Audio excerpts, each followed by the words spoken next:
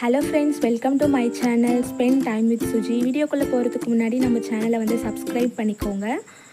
நம்ம இன்றைக்கி என்ன ரெசிபி பார்க்க போகிறோன்னா, வெஜிடபிள் வீட் அடை எப்படி செய்கிறது பார்க்கலாம். வாங்க ஃப்ரெண்ட்ஸ், வீடியோக்குள்ளே போகலாம். அதுக்கு வந்துட்டு நான் வந்து ஒரு பெரிய வெங்காயம், ஒரு மீடியம் சைஸ் தக்காளி, அதுக்கப்புறமா கொஞ்சம் பீன்ஸ், கேரட், பச்சை மிளகாய், அதுக்கப்புறம் கருவேப்பிலை இதெல்லாம் சாப் பண்ணி வச்சுருக்கேன். அதுக்கு வந்து நம்ம ஒரு பெரிய பவுல் எடுத்துகிட்டு அதில் 1 கப் கோதுமை மாவை ஆட் பண்ணிக்கலாம். கோதுமை மாவு ஆட் பண்ணதுக்கப்புறமா இதில் நம்ம கட் பண்ணி வச்சுருக்கிற வெங்காயம், தக்காளி, பீன்ஸ், கேரட், அதுக்கப்புறமா கருவேப்பிலை, பச்சை மிளகாய் இதெல்லாம் ஆட் பண்ணி நல்லா வந்துட்டு மாவில் மிக்ஸ் ஆகிற மாதிரி கலந்து விட்டுக்கோங்க. இந்த ரெசிபி ரொம்ப ஈஸியாக இருக்கும் ஃப்ரெண்ட்ஸ், சட்டுன்னு செஞ்சிடலாம் மார்னிங் பிரேக்ஃபாஸ்ட்க்கு.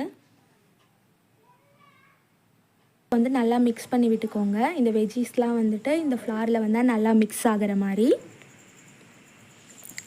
இப்போ வந்து இதில் 1/2 ஸ்பூன் சால்ட் சேர்த்துக்கலாம்.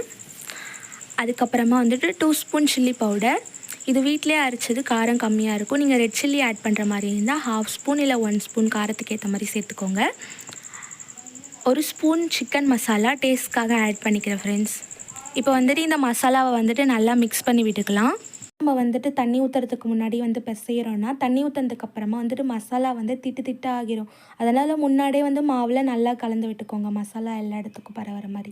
இப்போ வந்து நம்ம கொஞ்சம் கொஞ்சமாக தண்ணி ஊற்றி மாவு பிசைஞ்சிக்கலாம். எந்த அளவு பிசையணுன்னா, நல்லா இட்லி மாவை விட இன்னும் கொஞ்சம் திக்காக இருக்கிற மாதிரி நம்ம வந்து பிசைஞ்சிக்கணும். ஏன்னா நம்ம இன்றைக்கி வந்து அடை மாதிரி தான் செய்ய போகிறோம். இன்கேஸ் உங்களுக்கு வந்துட்டு தோசை மாதிரி வேணும்னா நீங்கள் இன்னும் கொஞ்சம் கூட வாட்டர் ஆட் பண்ணிக்கலாம். நல்லா பிசைஞ்சு விட்டுக்கோங்க. கட்டிலாம் இல்லாத மாதிரி நல்லா வந்துட்டு பிசைஞ்சுக்கோங்க. காஞ்சதுக்கப்புறம் இதில் கொஞ்சமாக எண்ணெய் சேர்த்துக்கோங்க. அதுக்கப்புறமா நம்ம கலந்து வச்சுருக்க மாவு இதில் ஊற்றி நல்லா தோசை மாதிரி ஊற்றிக்கோங்க.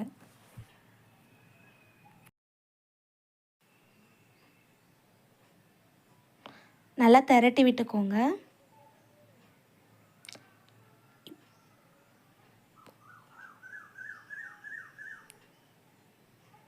அதுக்கப்புறமா தோசையை சுற்றி கொஞ்சமாக எண்ணெய் ஊற்றிக்கலாம் கிறிஸ்பினஸ்க்காக. நல்லா வேகட்டும். லோ ஃப்ளேம்லேயே கூட வச்சு வேக வச்சுக்கோங்க. அதுக்கப்புறமா சைட்லெல்லாம் கொஞ்சம் கொஞ்சமாக எடுத்து விட்டுட்டு பொறுமையாக திருப்பி போட்டுக்கோங்க, தோசை உடையாத மாதிரி. அவ்வளோதான் ஃப்ரெண்ட்ஸ். இப்போ வந்துட்டு வெந்துருச்சுன்னு நினைக்கிறேன். இப்போ நம்ம வந்துட்டு தோசை எடுத்துடலாம்.